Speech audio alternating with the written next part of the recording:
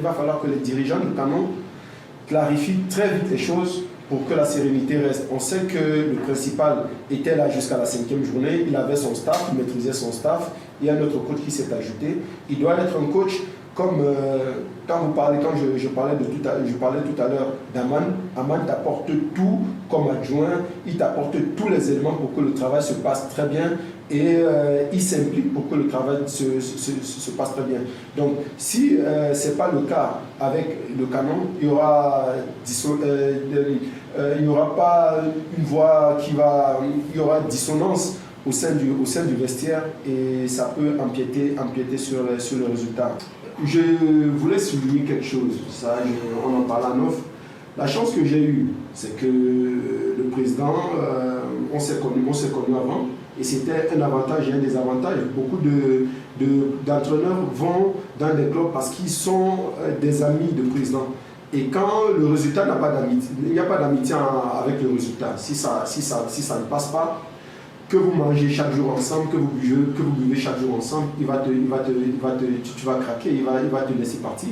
Mais si tu as un contrat sur lequel tu t'appuies, il va savoir que non, c'est mon ami, il ne va pas falloir qu'on se casse comme deux ennemis, le traitement sera différent.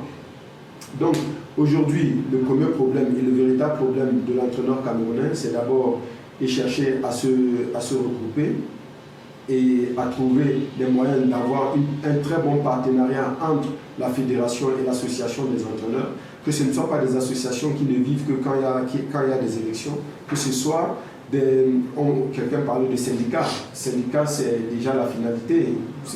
Au SINAFOR, on connaît plus le joueur que l'entraîneur qui est le véritable acteur. Donc, il faut repenser, Tatou l'a dit, il faut repenser le contrat, il faut repenser les relations qui lient l'entraîneur et le club et l'entraîneur pour que ce mode de traitement puisse s'arrêter et que l'entraîneur puisse être jugé à sa juste valeur. Il faut préciser qu'au Congo, à part ce que la fédération apporte, ça veut dire que 100 000 francs chaque fin du mois pour chaque entraîneur de première division. Que la fédération donne, hormis ce que le club donne. Hormis ce que le club donne, la fédération donne 100 000 francs à chaque entraîneur chaque fin du mois.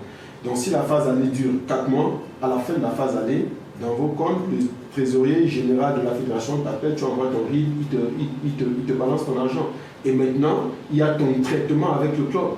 Bon là, je ne rentrerai pas dans les mots. Donc si je conseille ça veut dire quand tu payes dans ton club ou pas, tu es rassuré d'avoir tes c'est 100 000.